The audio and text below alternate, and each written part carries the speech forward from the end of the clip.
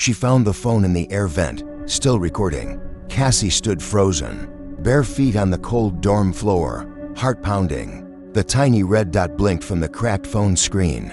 Wedged between the slats, she'd just stepped out of the shower, and someone had been watching her.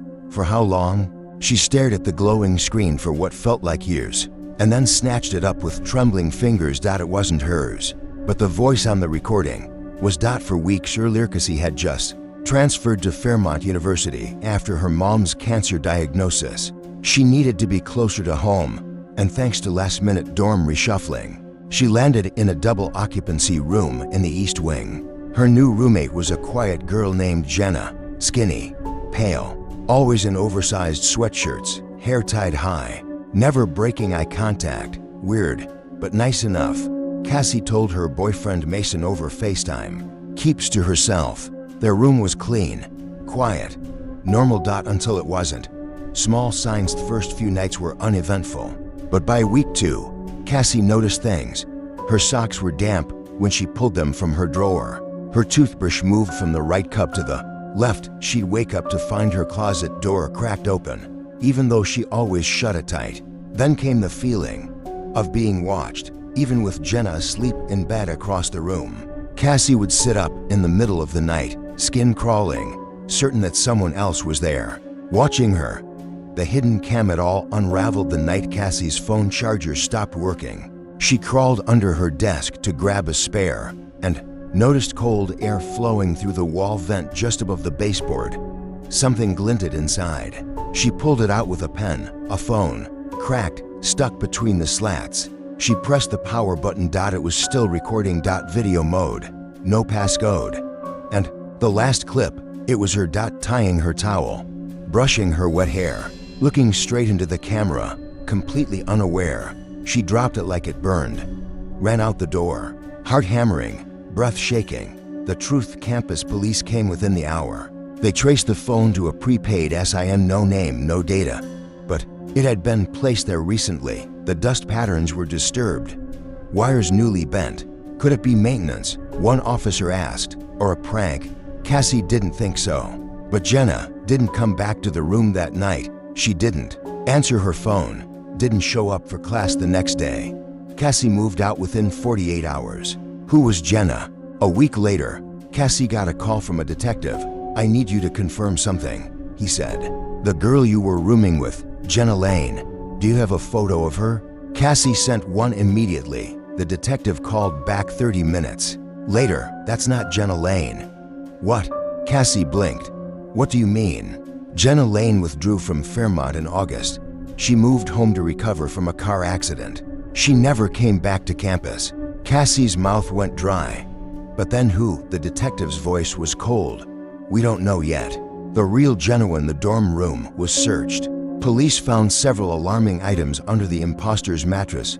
A wig, fake student Ida journal titled "The List," drawings of Cassie sleeping. The journal detailed her goal: to become Cassie, to study her voice, habits, expressions, and replace her by winter break. There were notes about Cassie's perfume, her handwriting, her schedule.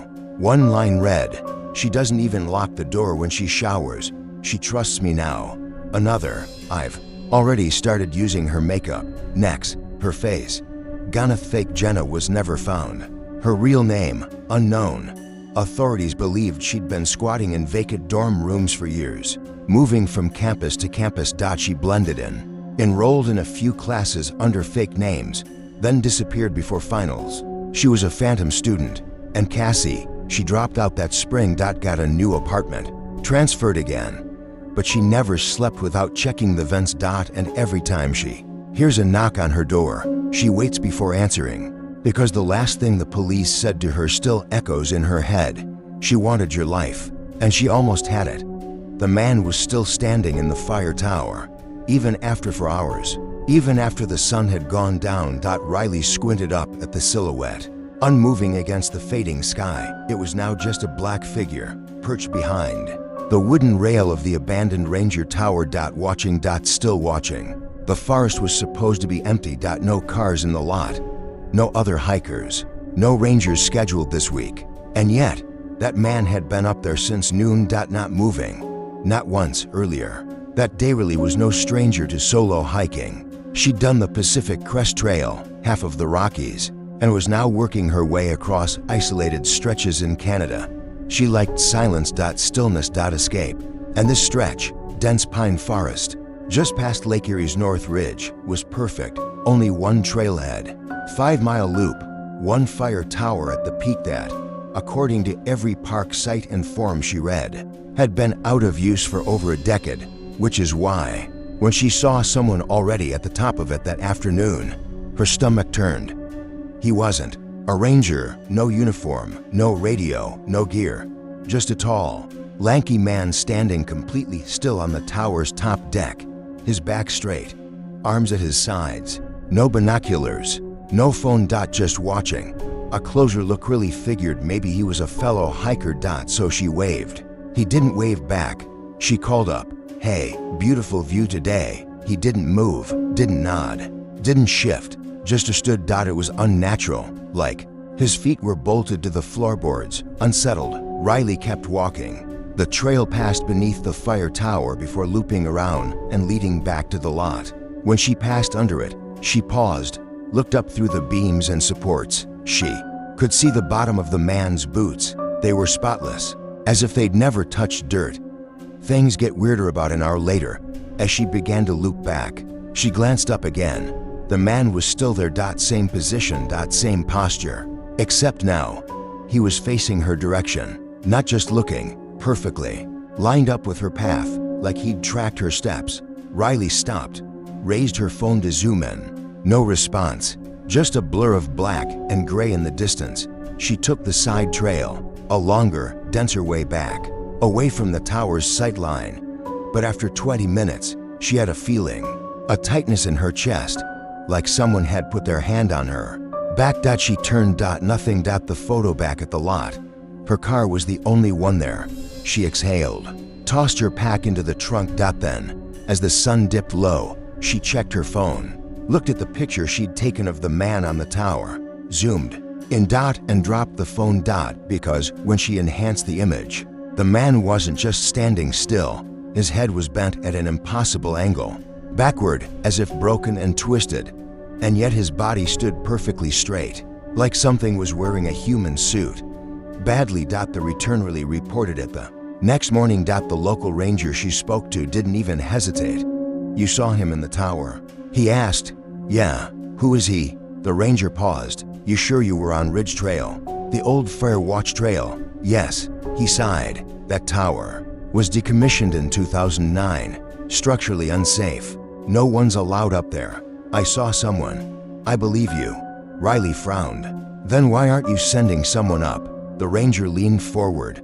"Because every year, someone sees him, always between September and October. Always. Standing, always watching." He looked her in the eyes. "And everyone who tries to go up there doesn't come back down." What they found ladder out of morbid curiosity. Riley stayed in town another night. She went to the local library. Found a few old articles. October 2008. A forest fire swept through the northern ridge. A young ranger, 24 years old, tried to get a better view from the fire tower. The wind shifted. The fire roared in. He radioed for help. The last words on his recording, "I see something in the smoke." They never found his body, but the tower remained. Locals say he stayed behind because what he saw wasn't fire, and every year, someone walks by. And sees him. Riley never hiked alone again. She still posts about her adventures, but never near fire towers, and she keeps the photo, zoomed in, cropped. Where you can clearly see the man in the tower wasn't watching her. He was watching her phone. As if he knew she'd try to show the world, and he wanted to see who'd look back. The hallway ended with a wall, but her keycard still said room 209. Sophie stood blinking at the smooth beige surface where a door should have been. She checked again. Keycard 209. Reservation email 209. Elevator panel. Buttons for floors 1 through 5. She was on to yet. No room 209. Just 207, 208. Then blank wall or still. When she held the keycard up to the wall, something clicked. A hiss of air. Then, The wall opened. The check-in Sophie had landed late in Chicago. Her connecting flight was canceled. All major hotels were booked solid, except for an old place downtown called the Whitlow.no website. No photos, just a call-in number and a gruff old woman who said, "We've got one room left. You want it or not?" Sophie, exhausted, said, "Yes." The lobby was strange, elegant, but dusty. Velvet chairs, dim lights. A grand piano no one played. The man at the front desk barely spoke, just handed her a keycard with no sleeve, no welcome note. Second floor, room 109. Not on the map. The elevator creaked its way up. When she stepped into the hallway, she noticed something odd. The hotel map on the wall showed 201, 202, 203, 208, then 210, 211, number 209. She assumed it was a misprint, walked anyway. But after room 108, the hallway ended in blank wall. Until, as if guided by instinct, she lifted her keycard. The wall clicked and slowly slid open, revealing a narrow, carpeted corridor. Dim, unused, like it hadn't seen a guest in years. Room 109. The door was wooden, no peephole. The number carved directly into the frame, 209, in. As they reached the tree line, Mia looked back. The people were walking now, all of them, in perfect sync. Like puppets, with the same strings. The tracks. After nearly an hour, they found old railroad tracks, rusty, faded, leading straight out of the woods. They followed it until dawn. When the sun rose, Dalka was gone. Behind them, nothing but forest. And when they checked their phones, full signal. Google Maps showed they were just outside a town 300 miles away from where they started. The car was never found. No map shows Dalka. No history books mention it. But some roads are hungry, and some detours don't want it to be found. They want you to be. That's how they found it. Behind the bathroom mirror. Tiny, almost invisible. But it was recording. The Rentalena had booked the Airbnb as a surprise. 3 nights in the mountains with her boyfriend Evan and 2 close friends, Zoe and Mark. The listing said rustic charm with modern security. Nestled deep in the woods of British Columbia. It looked like a dream. Exposed beams, stone fireplace, floor-to-ceiling windows. No neighbors for miles. Perfect. They arrived on a Friday. By Sunday, Lena was clawing at the drywall, screaming. But that came later. Friday, the first clue. At night, after dinner and drinks, Zoe went to take a shower. 20 minutes later, she came downstairs pale and shivering. "There's a noise in the vent," she said, like a clicking sound. Evan went to check. Nothing, just old pipes, he said. But Lena noticed something strange when Zoe showed her the mirror. A tiny dot in the corner, like a camera lens. It didn't blink, didn't move, but it was there. Zoe said it was probably just a screw head. They laughed it off. Saturday, hidden ice. The next day, Mark went hiking alone. While the others prepped lunch, Lena wandered into the master bedroom and noticed something odd. The smoke detector had 2 lenses, one standard, one hidden, tucked beside the lead. She stood on the bed and popped it open. No smoke sensor inside. Just wires, a battery, and a memory card slot. Her stomach dropped. She called Evan. They checked every room. Within an hour, they found 2 smoke detectors with hidden lenses, a red blinking dot. Behind the bathroom mirror, a loose wall vent above the shower, with a hole bored inside. It wasn't a coincidence. They were being watched, trying to get help. There was no cell signal in the cabin. No Wi-Fi either, despite the listing. So they drove 20 minutes to the nearest town. Told the police. The officer didn't even write it down. "Airbnb rentals are private property," he said. "Not much we can do unless someone's hurt." Zoe lost it. "There are cameras in the shower." The cop just shrugged. "Take it up with Airbnb." They called the platform, left voicemails, filed reports. Nothing. They returned to the cabin. Angrier, not safer. That night, they packed their bags and slept in the living room together. But one of them didn't make it through the night. Mark disappears at 17 a.m. Lena heard the front door creak. She looked up. Mark's sleeping bag was empty. Maybe he went to pee. Evan mumbled. But 10 minutes passed, then 20, Then Lena saw something on the kitchen counter that made her blood freeze. Mark's phone. He never went anywhere without it. She rushed outside with a flashlight, calling his name. No answer.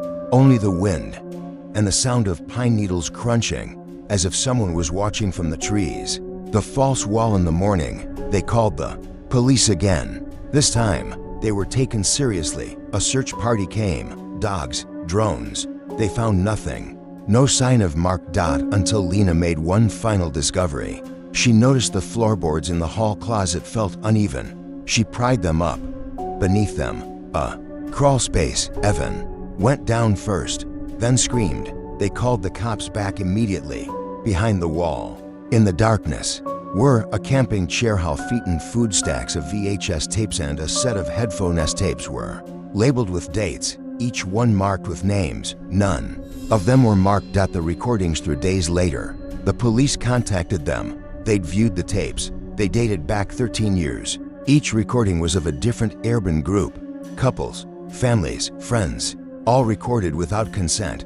Sleeping, showering, arguing, laughing. Some ended normally. Guests left and never knew. Others ended with screams, furniture overturned, cameras suddenly blacking out. No police reports ever matched. Whoever recorded the tapes never uploaded them. Just kept them for themselves. What really happened? The cabin had been listed under 10 different host names over 8 years, all fake. Each one deactivated after a few stays.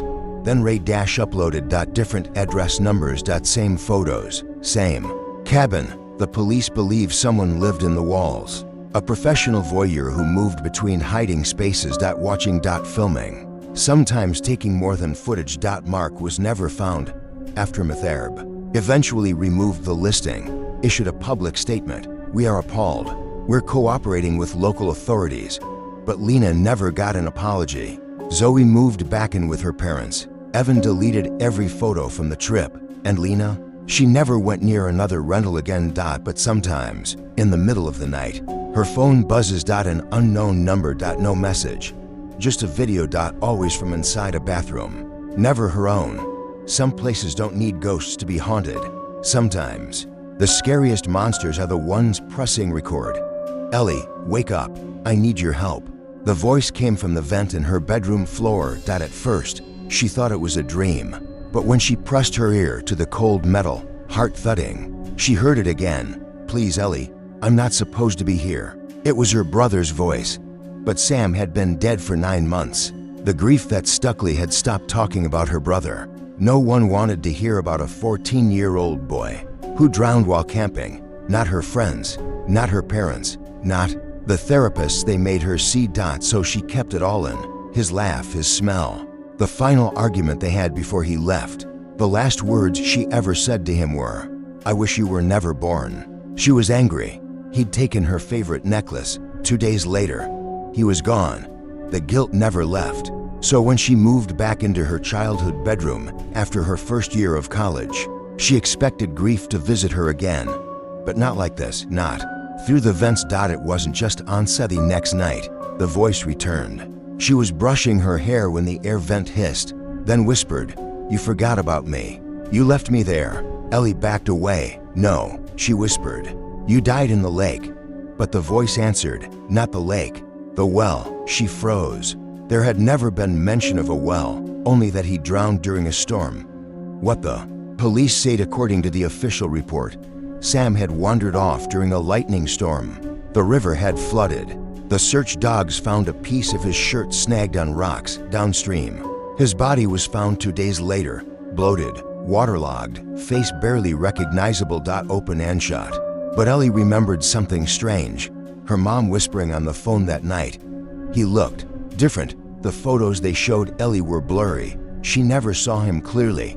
Now, the voice was saying he didn't drown in the river at all. So what really happened? Beneath the house. Next night, Ellie unscrewed the vent cover.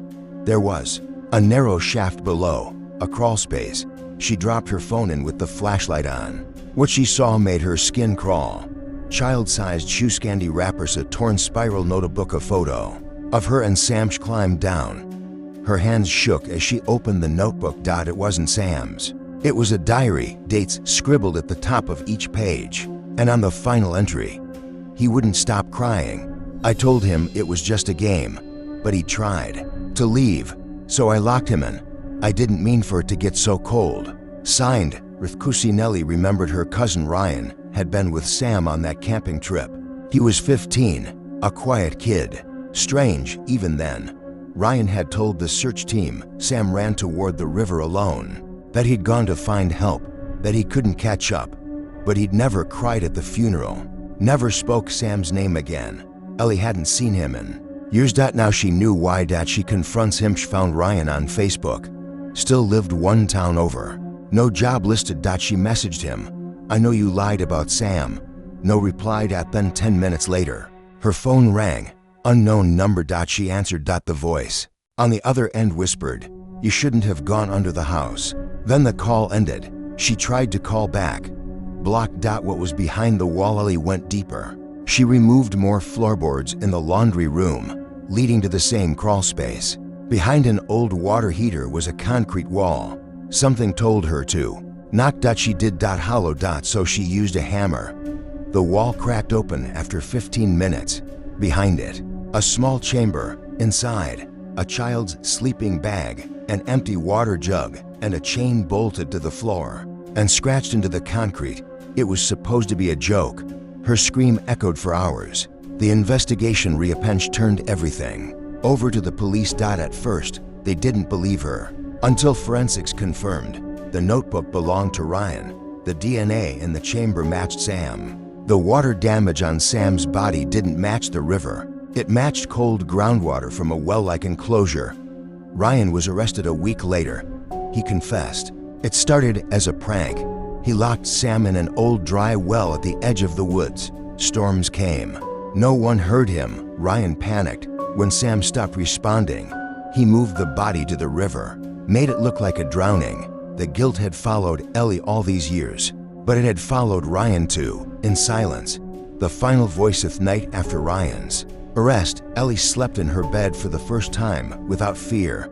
But at 3:04 a.m., the vent hissed one last time. And Sam's voice said, "Thank you." Sometimes, the dead don't want revenge. Sometimes, they just want the truth to be heard, no matter how long it takes. She doesn't like when I talk about you. That's what 4 year. Just vanishing paper trails. The basement had been sealed in 1987, months after a neighbor reported strange lullabies and children crying at night. The case was closed. Clive disappeared. But not all of them left. He told Alicia. The house was safe now. No structural risk. No legal reason she couldn't stay. But she didn't. She packed up Caleb that night, went to her sister's, never went back. The final recording a week later. She checked the old baby monitor one last time. The screen was dark. No sound. Until she rewound 5 minutes, just before she had left the house for good. The final night. The monitor had recorded this. Child's voice. Mama. Second voice. Older, colder. Not your mama, little one. But she tried. Then, soft crying. Then, static. Some things don't haunt houses. They haunt what was taken from them and what was promised in return. The first message came 3 days after her funeral. Did you find my other phone yet? Emily dropped her phone. Not because it was unexpected, but because it was exactly what her sister Lily would say. No caps, no punctuation, no context. Just casual chaos. Except Lily was dead. The accident had happened fast. A red light, a drunk driver, a Tuesday night. Emily had been home studying for her biology final. Lily had been out getting takeout. Thai food, extra spicy, her favorite. She never made it home. The police told Emily their parents died instantly. Lily survived 5 minutes longer, long enough to say her sister's name to the paramedics. Then silence. 3 coffins. 1 girl left behind. The first week Millie barely slept. She kept Lily's phone, powered it down during the funeral, afraid it might ring. Kept it in a drawer she didn't touch.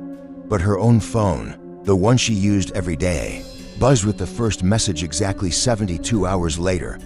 Did you find my other phone yet? No number, no contact name, just a text bubble. Emily stared at it for a full hour before replying. Who is this? Nothing. Then the next night, another message. Why'd you bury it with me? The realization Emily remembered then, at the funeral home. The mortician had asked if they wanted Lily buried with anything. Her aunt suggested slipping Lily's second phone, the one she used for photography, into her hands. She never went anywhere without it, her aunt had said. She'd want it with her, Emily agreed. It felt right. But now she wasn't so sure. Because that phone had no SIM card. It was disconnected, completely offline.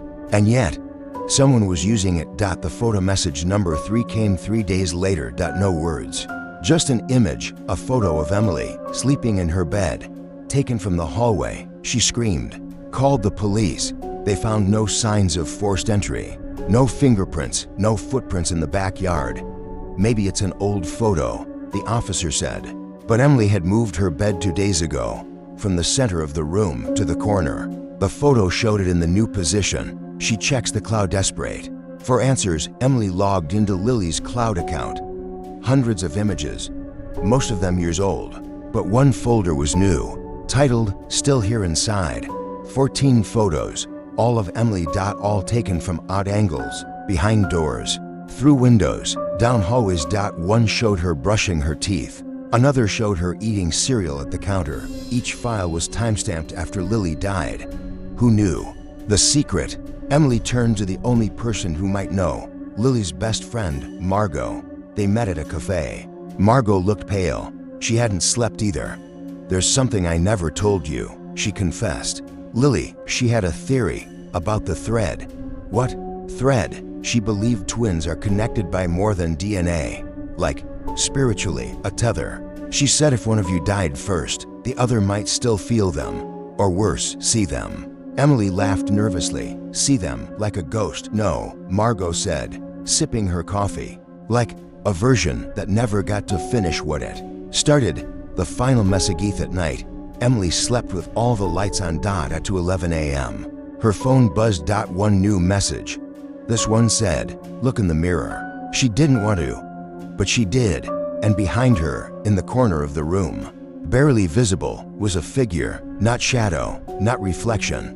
A person, with her sister's hair, her sister's clothes, but not her sister's eyes. The Gemly called the cemetery the next morning. I need to exhume the coffin, she said, shaking. She had no legal grounds, no reason they'd accept. So that night, she went herself, just after midnight. With a shovel and a flashlight. The soil was soft from rain. She dug for nearly 2 hours, until she found the coffin, and inside, Lily's body, still lifeless, decaying. But her hands were empty. The second phone, gone. The ending, or the beginning. Emily never got another message after that. The text stopped. The photos disappeared from the cloud. But sometimes, when she wakes up in the middle of the night, she finds her door open, her window cracked, and her toothbrush wet. And once, just once, she woke to find her own phone unlocked, with the camera app open. Set to front facing. And in the photo folder, a selfie of Lily, smiling. Some ghosts don't haunt houses. They haunt the people they didn't get to become. Recalculating, the GPS had set it for times in the last 15 minutes. Even though they hadn't missed a single turn, Mia tapped the screen again. There's no signal. Her boyfriend, Josh, leaned forward from the back seat. Where even are we? Sophie, who was driving, squinted through the windshield. The road had narrowed into cracked pavement with no signs, no lines, just tall, skeletal trees pressing in from both sides. Should have hit the highway by now, she murmured.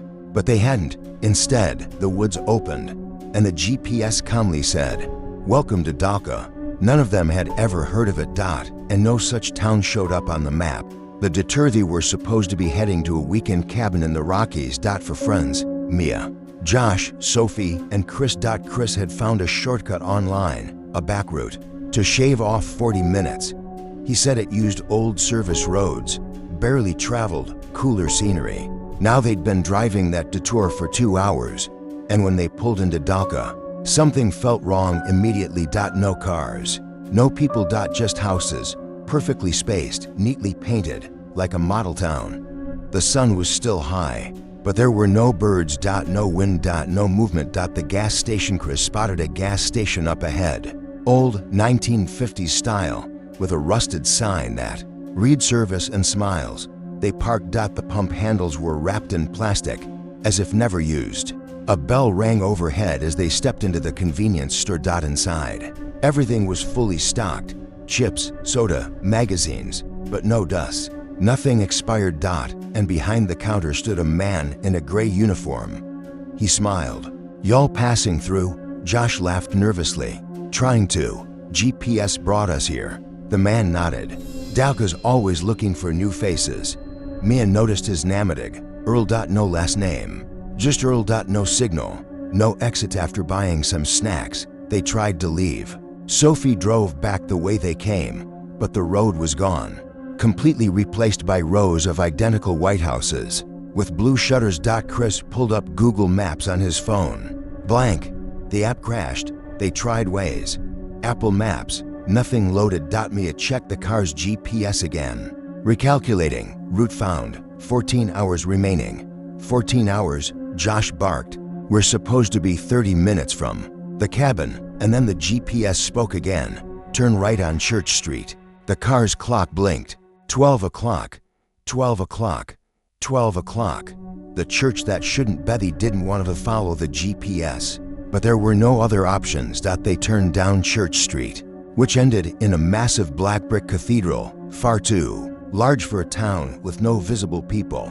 The church doors were wide open. Inside, silence. A red carpet stretched to the altar, and behind the pulpit, a mural. Children gathered around a massive, shadowy figure with no face. Words written in gold above the mural read, "All who stay, stay to serve." Chris whispered, "What does that even mean?" But Mia had already turned around and screamed. The church doors were closed. They hadn't heard them shut. The town watches. They made it out a side door and sprinted for the car. But something had changed. People were now standing on the sidewalks, dozens of them, staring, not moving, all wearing gray uniforms like Earl. Sophie floored the gas, but the road bent, unnaturally, into a circle. Dalka looped in on itself. Every turn brought them past the same gas station, the same bakery, the same man with the broom outside the barber shop. Every time they passed, he waved. Identical smile, identical wave. They found diary back at the gas station, their only point of reference. They demanded answers, but Earl was gone. The store was dark. Josh, frustrated, smashed the door open. Behind the counter they found a notebook. On the cover, "Danny, do not let them find this." Inside were frantic notes. "Dalka isn't a place. It's a trap. The town feeds off your confusion. It resets every night. Don't follow the signs. Don't talk to the reflections." The last entry read, "They offered me a choice, stay or forget. I chose wrong. The night reached win." Night fell, everything changed. The lights in the houses clicked on in unison. The townspeople stood in their yards, still, watching. At midnight, the clock tower rang. 12 times. The air vibrated with something low, almost a hum, beneath the skin. And then, the town flickered. The buildings rearranged. The gas station was now behind the church. The church was in front of the grocery store. The sky had no stars, only static, like a broken television signal. One way out. It was Chris who figured it out. He noticed something. Every time the GPS tried to recalculate, it briefly showed a red arrow. Not on a road, but through the woods, off-grid. "No signs," he muttered. Danny said don't follow the signs. So they left the car behind, ran into the trees. Branches clawed at them. The wind howled like voices. The town behind them buzzed. Old-fashioned gold digits. Inside, the room was spotless. No dust. Clean sheets, modern lights. But wrong. The bed was bolted to the floor. The windows were sealed shut. The TV was taped over with thick electrical strips, like it was never meant to be turned on. And in the corner, a mirror facing the bed. Only, the mirror had no reflection. Sophie waved her hand in front of it. Nothing. She touched the glass and felt nothing. No temperature, no resistance, just absence. The first night should have left, but it was past 1 a.m. and she was too tired. She crawled into bed, turned off the lamp, and fell asleep within minutes. But at 3:14 a.m., she woke up to typing. Soft, Rhythmic. She sat up in the darkness. The mirror now glowed faintly, and in the glass, she saw a woman sitting at a typewriter, even though there was no one in the room with her.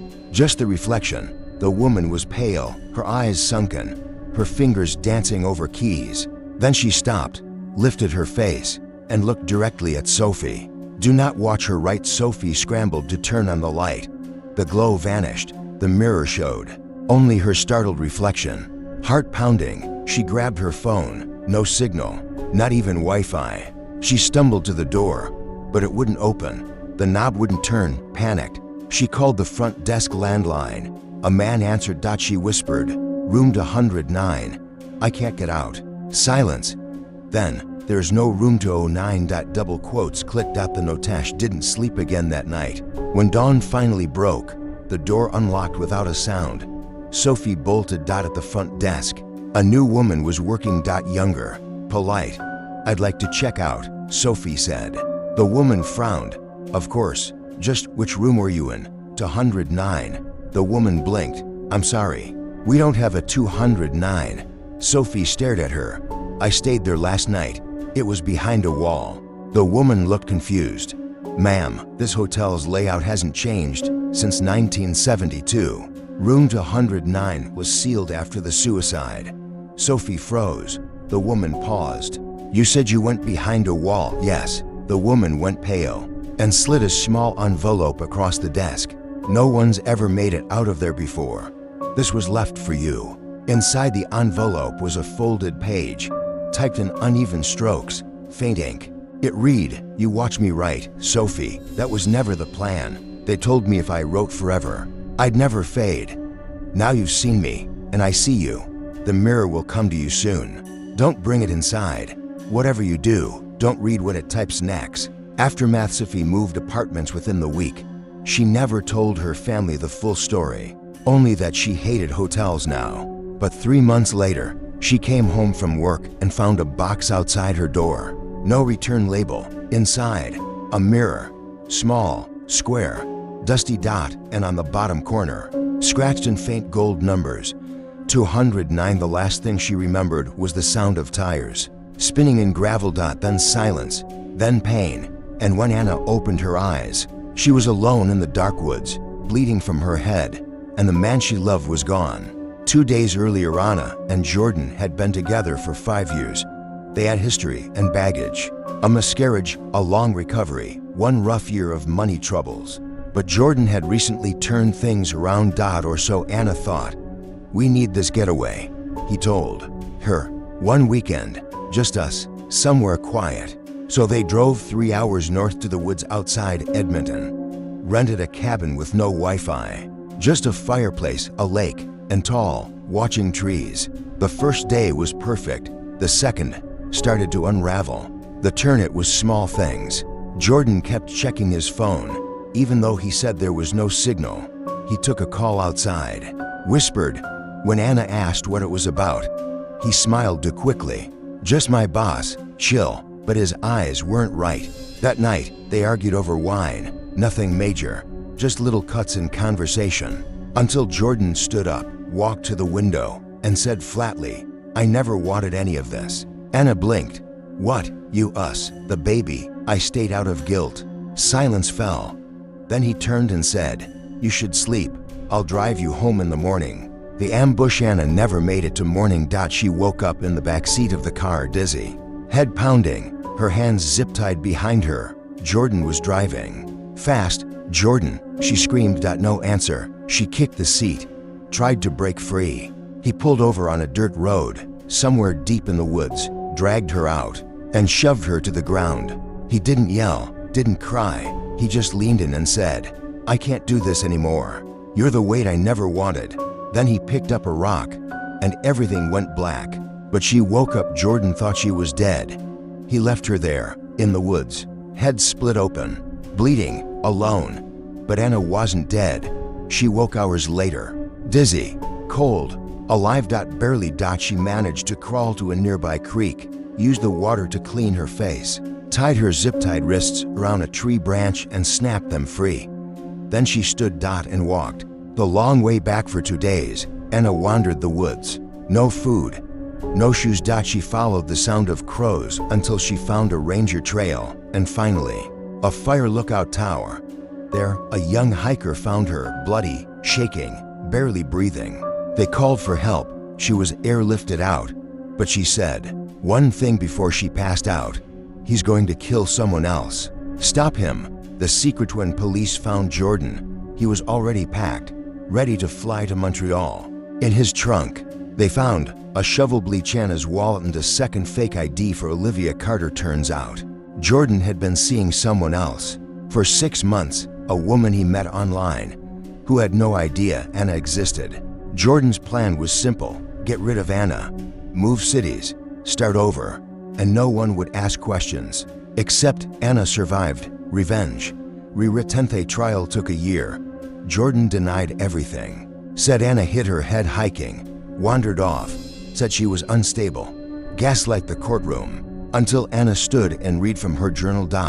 And then she pulled out the zip tie scars on her wrists, showed them to the jury. Said, "This is the shape of his love." Jordan was sentenced to 25 years, but Anna wasn't interested in justice, not really.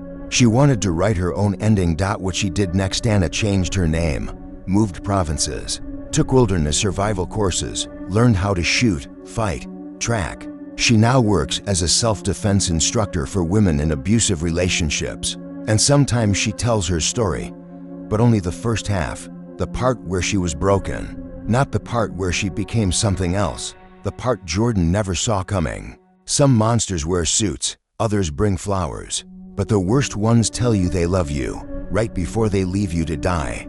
It called her mama, but it wasn't her son's voice. Alicia froze mid-step in the hallway. The baby monitor, clipped to her pajama pants, crackled again. Then a whisper: "Mama, come play." Her son, Caleb, was barely 6 months old. He couldn't talk, not even close. So who just spoke? And why did it sound like they were already in the nursery? First-time mother after moving into the 1940s. Bungalow just outside of Durham. Alicia had felt hopeful for the first time in months. Her husband, Tom, had died in a car accident while she was 6 months pregnant. Raising Caleb alone had been heavy, but this house, this new start, felt like a blessing. Quiet, affordable, surrounded by trees. Perfect. Except for the basement, sealed off and marked unsafe in the inspection report. She never went down there. She never had to, until the voice. A flicker of fear at first. The baby monitor worked normally, just static and occasional soft breathing. Then, 3 weeks after moving in, Alicia began hearing other things: laughter, soft tapping.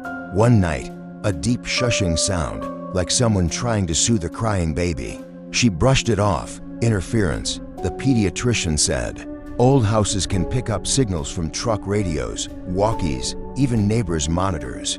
That explanation worked for a while. Until the voice said her name. Not just sound. That night, she checked on Caleb 3 times. He slept peacefully, always on his back, arms raised, cheeks puffed like clouds. But when she returned to her bedroom, she noticed something strange. The baby monitor had a video feature to and for a split second, just before the feed glitched, she saw a figure standing over the crib, not moving, not touching. Just watching. Tall, thin, shadowed. No features. Just presence. The whisper gemessed. Next evening, Alicia set her phone to record the monitor feed. She placed it beside her bed. At 2:40 a.m., she woke up gasping, as if someone had shoved cold air into her lungs. The monitor was dark, screen black, but her phone kept recording. She played it back. Nothing. Then static. Then something faint. He looks just like the other one, but he stays. This one stays. Alicia dropped the phone. What other one? The basement doorbell. Morning. Alicia had made up her mind. She called the old owner, the woman who'd sold her the house, for far less than market value. No answer. So she did something she swore she never would. She pried the nails out of the old basement door, used a crowbar to force it open. Dust spilled out like breath. She stepped down, flashlight trembling, and saw a room beneath the nursery. Not storage, not utilities, but a playroom, forgotten and preserved. The basement was fully finished, old wallpaper, toys from the 1980s, a tiny rocking horse, a mobile made of tin stars, hanging above a rusted crib, and on the wall, carved deep into the paint, Mama said don't tell, and below it, names. 7 of them. All boys. All starting with C. The file. Celicia reported it immediately. The police came. So did child services. They unearthed records. Turns out, a man named Clive Harrow lived there from 1972 to 1986. Never married, no children of his own, but he took in temporary foster infants. According to state files, paid cash by a private charity that had long since closed. When they dug deeper, they found no exit records for those children. No transfers, no adoptions. Old Daisy whispered to her mother one night. Rachel blinked. Who doesn't? Daisy smiled like she was sharing a secret. The girl in the corner, the one who stands by my bed. Rachel laughed, nervous, automatic. But Daisy didn't laugh back. She just turned her head and stared into the darkness. The new startricle had moved into the old rental house 2 months ago. A fresh start after a bitter divorce. It was cheap, quiet, and came with a big backyard. Perfect for Daisy to run around and. At first, everything seemed fine. But slowly, Daisy changed. She stopped sleeping through the night, started talking to empty corners, started drawing pictures of a black-haired girl with no eyes and too many teeth. The video baby. Monotone night. Rachel was watching Daisy sleep on the baby monitor when she saw it. A blip in the lower corner of the screen. That movement. Like someone shifting weight. She rushed to Daisy's room. Nothing there. But when she returned to the monitor feed, the movement was gone. Still, something felt wrong. That night, Daisy woke up crying. She sat on my chest. She said she was mad because you were watching her. The pictures Daisy started drawing obsessively. Always the same girl. Black hair, wide mouth, tiny pupils, too small for the eyes. She called her Sana. Rachel thought it was just a phase, until she found one drawing that made her heart stop. It showed Rachel asleep in bed, and Sana standing over her with something red in her hands. When she asked Daisy what it was, Daisy replied without blinking, "Your heart." She said you don't need it anymore. The search dry-fied. Rachel did some digging. The landlord was reluctant, but admitted something odd. The last tenants had broken their lease, left in the middle of the night. When Rachel pressed harder, he confessed. Their daughters stopped talking, drew weird pictures, said someone named Sana wanted her eyes. He brushed it off as kids being kids. Rachel did in single quotes that she found the family online, that the mother cried on the phone, said her daughter still wakes up screaming. 3 years later, said, Sana followed them for months, until a priest blessed the family and burned all the old toys. She doesn't live in the house, the woman said. She lives in the children. The doll. At night, Daisy brought out an old porcelain doll. Rachel had never seen it before. Where did you get that? She asked. She gave it to me, Daisy said. Sana. Daisy nodded. She lives inside it now. She told me not to show you, but I'm tired of hiding her. The doll was cracked down the cheek. Its eyes were cold blue glass, but in the right light, they looked almost human. Rachel tried to take it. Daisy screamed, "You'll make her angry." The room went ice cold. The lights flickered. Rachel dropped the doll. It laughed. The cleansing Rachel called Father Marcus, a local priest recommended by the former tenants. He came that night. Old, soft-spoken, and clearly skeptical, until Daisy said, "She knows your name, and she says she saw you in your mother's house when you were little." He paled. "I never told anyone that." The blessing began at sundown. Candles in each corner. Holy water splashed on the walls. Rachel held Daisy as the priest chanted. The doll sat silently on the floor until the final prayer. Then its head cracked open, not from dropping, but from pressure inside. Something burst out, black dust like soot, and then stillness. Daisy exhaled like she'd been holding her breath for years, then fell asleep in Rachel's arms. The next morning, Daisy woke up smiling. "Santa's gone," she said. "Are you sure?" Daisy nodded. "I can think again. They burned the doll in the fire pit." The smoke was thick and oily. It didn't rise, it sank. The smell lingered for days, but there were no more drawings. No more whispers. No more voices in the night. Rachel finally felt peace. Or so she thought. 3 weeks later, Daisy came into the kitchen with a new drawing. Rachel's stomach dropped. Same black hair, same wide mouth. But now, the girl stood next to Rachel, holding hands. I thought she was gone. Rachel whispered. Daisy looked confused. She is. She said, that's someone new. Rachel froze. What's her name? Daisy smiled. She hasn't told me yet. Sometimes, the scariest thing isn't what haunts the house. It's what chooses your child and never leaves. The end.